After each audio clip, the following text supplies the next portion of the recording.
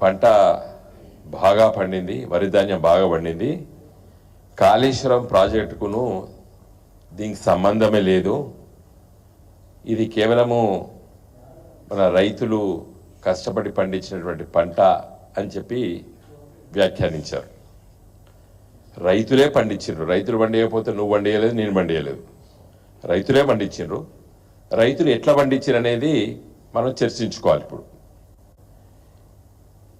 Kaleshwaram project అంటే సుందిళ్ళ, అన్నారం మాత్రమే కాదు, మేడిగడ్డ మాత్రమే కాదు. మేడిగడ్డ కుంగిన మాట నిజమే, అన్నారం, సుందిళ్ళ, అదేవిధంగా మేడిగడ్డలో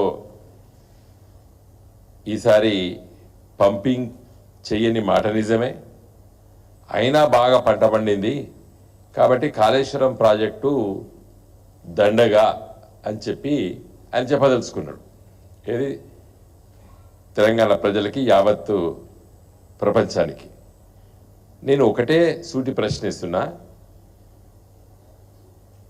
వర్షాలు బాగా పడిన సందర్భంలో ఈ 3 బ్యారేజీలు కేసీఆర్ ముఖ్యమంత్రి ఉన్నప్పుడు కూడా ఉపయోగించలేదు.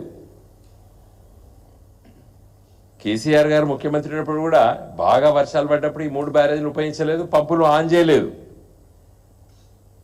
ఎప్పుడంటే కరువు కాలం ఒకటి, వర్షాలు తక్కువగా పడ్డప్పుడు ఒకటి, మూడో ముచ్చట ఏంటంటే రబీ అంటే యాసంగికి నీళ్లు తగ్గుతాయి, చెరువులలో, కుంటలలో, బోర్లు తగ్గినప్పుడు ఫిబ్రవరి, మార్చ్, ఏప్రిల్ మాసాలలో మరి గోదావరి ప్రాణహిత ప్రవహిస్తుంది కాబట్టి ఇంతో దాన్ని లిఫ్ట్ చేసి మళ్ళీ నింపి మళ్ళీ పంటలో పండే విధంగా స్టెబిలైజ్ చేయాలని చెప్పి ఈ కాళేశ్వరం ప్రాజెక్టు ఒక ముఖ్య ఉద్దేశం.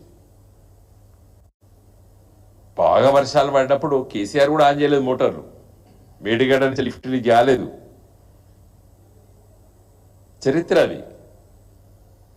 ఈ ప్రాజెక్టు ఉద్దేశం ఏంది? మేడిగడ్డ, అన్నారం, సుందిళ్ళ కింద ఉంటాయి, మీద ఎస్ఆర్ఎస్పిలో నీళ్లు లేనప్పుడు, లేకపోతే గోదావరి మహారాష్ట్ర నుండి ఎక్కువ ప్రవాహం రానప్పుడు కింద ఉన్నటువంటి ప్రాణహిత నీళ్లు పోయేదాన్ని లిఫ్ట్ ఇరిగేషనే ఈ కాళేశ్వరం ప్రాజెక్టు ఒక ముఖ్య ఉద్దేశం. మరి అది కూడా అవగాహన లేదు మన ముఖ్యమంత్రి రేవంత్ రెడ్డి గారికి. నేను ఒకటే అడుగుతున్నా, రేవంత్ రెడ్డి గారు వర్షాలు బాగుపడ్డప్పుడు కేసీఆర్ కూడా దాన్ని ఉపయోగించలేదు. ఈ ప్రాజెక్ట్ ఒక ముఖ్య ఉద్దేశం ఏంది? తెలంగాణ డెక్కన్ పీఠభూమి, ఎత్తైన ప్రాంతాల్లో ఉన్నది తెలంగాణ ప్రాంతం మొత్తము. గోదావరి నది అది ప్రవహించేది చాలా మీన్ సీ లెవెల్కి లోయర్ లెవెల్లో ప్రవహిస్తుంది. దాన్ని లిఫ్ట్ చేయడమే ఈ ప్రాజెక్ట్ యొక్క ఉద్దేశం. ఎల్లంపల్లి నుండి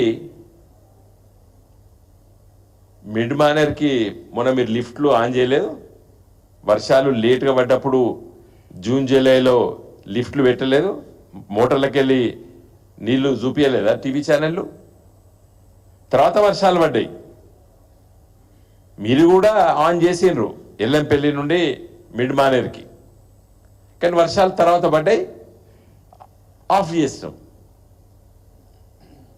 అసలు ముఖ్యమైన విషయం నేను మీ దృష్టికి తీసుకొస్తున్నాను. ఇవాళ రైతుకు ధైర్యం ఇచ్చింది ఎవరు? గత ప్రభుత్వం, తెలంగాణ ఉద్యమ నేత కేసీఆర్ గారు. తెలంగాణ సాధించిన తర్వాత తన దృష్టి మొత్తం కూడా తెలంగాణ రైతులకి విశ్వాసం కలిగించాలి, నేను వ్యవసాయం చేసి బతకాలి, నేను పంట పండించాలే అని ఆ విధంగా పనిచేసే విధంగా ధైర్యాన్ని ఇచ్చింది కేసీఆర్ గారి ప్రభుత్వం, గులాబీ జెండా. ఇలా నిన్న మీరు సంతోషపడ్డారు, అబ్బా ఇన్ని మెట్రిక్ టన్ల ధాన్యం పండిందని. మరి మీరు తట్టెడు మట్టి కూడా ఎక్కడ తీయలేదు కదా, తట్టెడు మట్టి తీసారు మీరు ఎక్కడన్నా? 1 మెగావాట్ కరెంటు ఉత్పత్తి చేసిరా మీరు ఈ ఏడాది లోపట చేయలేదు. మరి పంటలు ఎట్లా పండినాయి? మీ పాత్ర లేకుండానే పండింది కదా ఈ పంట. మీరు ఎందుకు సంతోషపడుతున్నారో నాకు అర్థం కాలేదు. సంతోషం ఎప్పుడు పడాలి? నేను ఇది సాధించిన నువ్వు ఇట్లా వచ్చిందని సంతోషపడాలి. యాజ్ ముఖ్యమంత్రిగా సంతోషపడండి, తెలంగాణ బిడ్డలు ఇంత మంచి పంట పండించిందని. అది మీ ఖాతాలో వేసుకున్నట్టు సంతోషపడడం కరెక్ట్ కాదు. ఒకే విషయం చాలా సందర్భంలో మేము గణాంక లెక్కలతో సహా చెప్పినాం. 2014-15లో తెలంగాణ రాష్ట్రం ఏర్పడ్డది.